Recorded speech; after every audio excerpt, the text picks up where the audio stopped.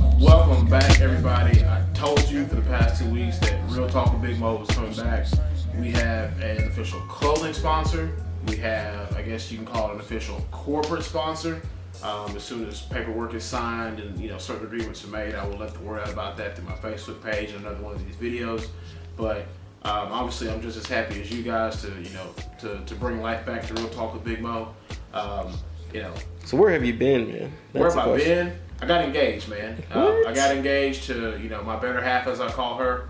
I got engaged, so I literally help plan a wedding at least 3 or 4 times a week. Done that. Been looking at a new place to live. That's in the works. Drive a different car now for some of those who hadn't seen me lately. It's a lot going on, man.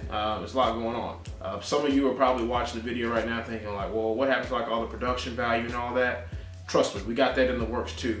But given the recent events of the past 2 or 3 days, it's just one of those days where I just tell my cameraman, hey, we're showing up at this time, turn on the camera, and we're just gonna go. Donald Sterling. For those of you who don't know, Donald Sterling is he's still the current owner of the Clippers, soon to be former owner of the Clippers. Today he was basically exiled from the NBA by brand new commissioner Adam Silver, who, exiled. I mean, that's the word, exile. I mean, the legal word that they used was banned, but I mean, for whatever you want to call it, in all intents and purposes, the guy's been placed in NBA exile. He is, if it's anything related to the Clippers or the NBA, he's not allowed to be present. He's not allowed to be involved. So that is complete exile. He has been, as you know, Lee, he's been banished from the tribe. That's all there is to it. You know what I'm talking about. He's been 2012. Banished. He's been banned. Don't matter. He's been banished from the tribe for life. Yeah, for a dude who's worth $1 or $2 billion, really, like what's $2.5 million? That's like somebody coming here right now and finding me $1. Like, yeah, I probably got it in my change upstairs in my dresser. Okay, but anyway, but it's a precedent. It's the most. It is definitely a precedent, and for the most part, I think the other factions in the NBA, being the players, obviously the players have handled it great, but NBA owners have done really well too. Although I was a little upset with Mark Cuban last night, because as outspoken as Cuban is, I don't like the whole slippery slope thing he was trying to play last night after the Mavs-Spurs game. The NBA and its owners and players and everybody who gets a paycheck from the NBA have 1 or 2 choices when it comes to Donald Sterling. One, either you find the guy, suspend him, quote unquote, indefinitely, and at some point in time he comes back and continues business as usual, being a racist owner of a professional sports franchise. Or 2, what they did today is lifetime ban, $2.5 million fine, and at some point Donald Sterling will no longer be owner of the Clippers. Now, I didn't think Adam Silver was going to just basically say, I'm calling for you to sell the team, but he did it anyway. You can't have a blatantly racist owner owning a professional sports franchise. I mean, there's a lot of different reasons why, but one, frankly, it's just bad for business. I think in the past 36 hours, 11 or 12 corporate sponsors have actually pulled out or terminated or suspended their agreements with the Clippers. So at some point, if anybody knows anything about professional sports, the more sponsorships you have, the more money you're making on the side. The more sponsorships you lose, the less money is starting to come out of Donald Sterling's pocket. Billionaire or not, nobody likes to lose millions of dollars. I don't care who you are.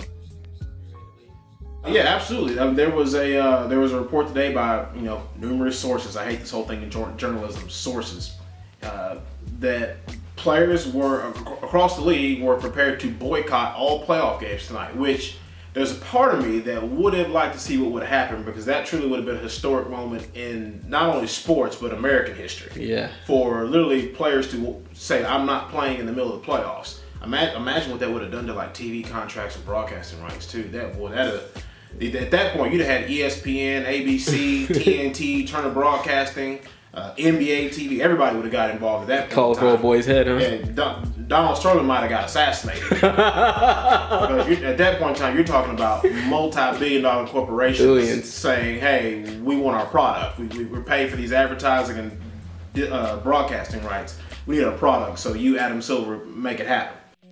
There are some people out there who say they can't make him sell the team. They can't force him to sell the team. It's not going to be, hey, Donald Sterling, sell your team today. But eventually, Donald Sterling will no longer be the owner of the Los Angeles Clippers.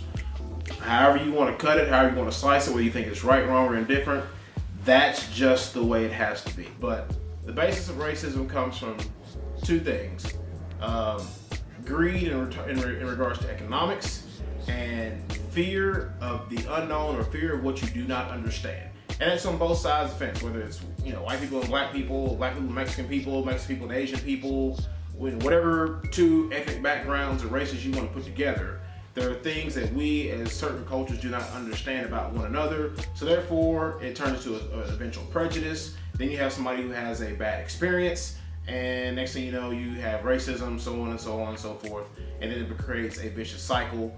And we see things like we've seen over the past 3 or 4 days with Donald Sterling. That said, thanks again everybody for all your support for Real Talk with Big Mo. A lot of you have been turning up my Facebook page, my Facebook wall, and whatnot. I'm obviously going to get it put up as soon as possible. Support it. Inbox me with questions or things you want to be addressed in the coming future. We're going to do our best to make sure we shoot a video at least once a week. Obviously, it's America, so something strange is bound to happen. So if it calls for another emergency situation like this, we will make sure that we get a video up addressing whatever is going on at that present time. This has been Real Talk with Big Mo. It's your boy Ryan Mosley. Thanks to my cameraman behind the camera and all the production work that's going around here. Some of you looking at my shoes in the background, you see them. I almost won a pair of pink foams on eBay the other day, but you know who you are, who outbid me for those pink foam posits. And I could have took them for me, but I let you make it this time. But anyway, back to the game. We will see you guys next week. Thank you for all your support. Inbox me if you want to be on my Wake Up Now team. I'm out, man.